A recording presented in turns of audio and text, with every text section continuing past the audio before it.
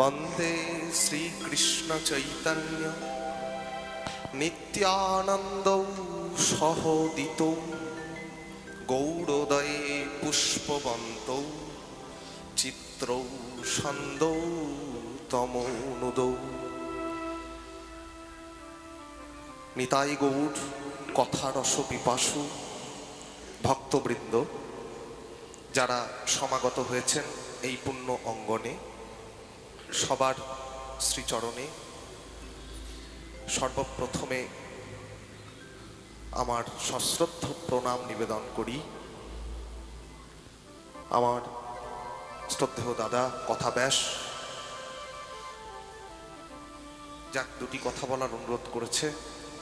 আপনারা এই যে 6 দিন ব্যাপী এই পুণ্য কথা শ্রবণ করছেন, কলি যুগচিত আমাদের নিতাই গৌরাঙ্গ ভজনের কথা, যে কথাতে মানুষের সামগ্রিক মঙ্গল হয়, জাতির মঙ্গল হয়। আপনারা এই 6 দিবস ব্যাপী নিতাই গৌর কথার একটা ঘুরে রয়েছেন। তো এই কথাগুলি যদি হৃদয়ে ধারণ করে জীবনে কিছুটা আচরণ করা যায়, কারণ বাংলায় দেখুন যে শ্লোকটি প্রথমে বললাম, বাংলার একটা মানে সেই ঘন অন্ধকারময় যুগে রচিত একটা আলোর শ্লোক। কবিরাজ গোস্বামী পাদ চরিতামৃতে এই পুরুষ রতন 2 যুগপুরুষের বন্দনা করলেন। বন্দে শ্রীকৃষ্ণ চৈতন্য নিত্যানন্দ সহোদিত। সব ঔকারান্ত শব্দ।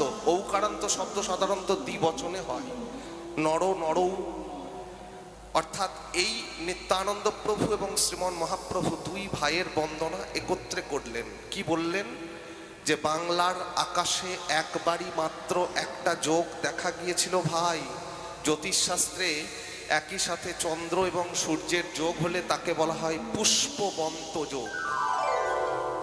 বাংলার মানুষ একবারই সেই যোগ দেখতে পেয়েছিল। বাংলার সৌভাগ্য আকাশে গৌর দেশে পূর্ব শৈলে যখন এই 2 ভাই কৃপা করে বাংলার মাটিতে আবির্ভূত হলেন, একজন শ্রীকৃষ্ণ চৈতন্য শ্রীমন মহাপ্রভু শ্রী ভগবান কলিযুগারাধ্য প্রাণধন, আর একজন তার অভিন্ন তনু এই বীরভূমের এক চক্রার পুরুষরতন শ্রীমন নিত্যানন্দ প্রভু। এই 2 ভাই আমাদেরকে কি করলেন না, গৌর দেশে পূর্ব শৈলে হইয়া উদয়। আমাদের জীবের যত মালিন্য ছিল, যত কলুষতা ছিল, আমরা ডুকরে ডুকরে কাঁদছিলাম, জাতিটা বাঁচবার কোনো দিশা পাচ্ছিল না। এই 2 ভাই এসে আমাদেরকে চুলের মুঠি ধরে তুললেন, বললেন দেখো, ওঠো, জাগো, আর ভয় নাই, পতিতের আর চিন্তা নাই, এসেছেন পতিত পাবন নিতাই। শ্রীমন মহাপ্রভুকে সঙ্গে করে শুরু করলেন নিতাই চাঁদ এবং মহাপ্রভু তার এই অসাধারণ অভিযান। আপনারা শুনছেন সার্বভৌম ভট্টাচার্য শ্লোকে বন্দনা করছেন মহাপ্রভুর আসবার একটি কারণ।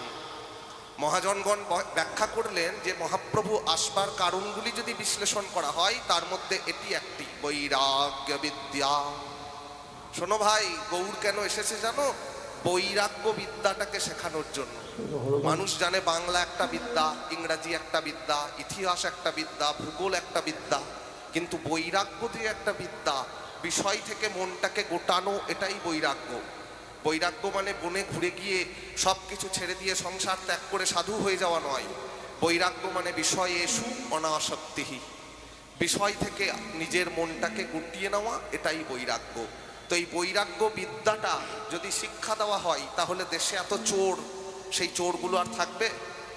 এত টাকা চুরি আর করবে কেউ? বৈরাগ্যটাকে যদি বিদ্যা হিসেবে শিখিয়ে দেওয়া হয়। সার্বভৌম ভট্টাচার্য বলছেন মহাপ্রভু এসেছেন এই জন্য, বৈরাগ্য বিদ্যা নিজ ভক্তি যোগ, নিজ ভক্তির দ্বারা জারিত করে। নিজের সম্পদ জগতে কেউ কাউকে দেয় না। আমরা অতি সহজে আপনার নিজের ধরুন খুব দামি একটা সম্পদ আছে, আপনি ধরুন বিয়েতে একটা 10 ভরি ওজনের একটা গয়না পেয়েছেন, একটা হার পেয়েছেন, সেইটা কোনো ভিখারিকে দান করে দেবেন? সাধারণত আমরা দিই না। যদি দেয় তাহলে সে অতি উদার মানুষ, আর নতুবা সে পাগল। তো নিজের ভক্তি, নিজের যে সম্পদ, লুক্কায়িত সম্পদ, সেই কিশোরীর প্রেম রত্ন ভক্ত যদি ডাকে কৃষ্ণে ভক্তি মুক্তি দিয়া, তবু নাহি দেন প্রেম রাখেন লুকাইয়া। মহাপ্রভু আর নিতাই চাঁদ সেই লুক্কায়িত গোলকের কিশোরীর ভাণ্ডারের পুরুষ রতনকে আচণ্ডালে বিতরণ করেছেন।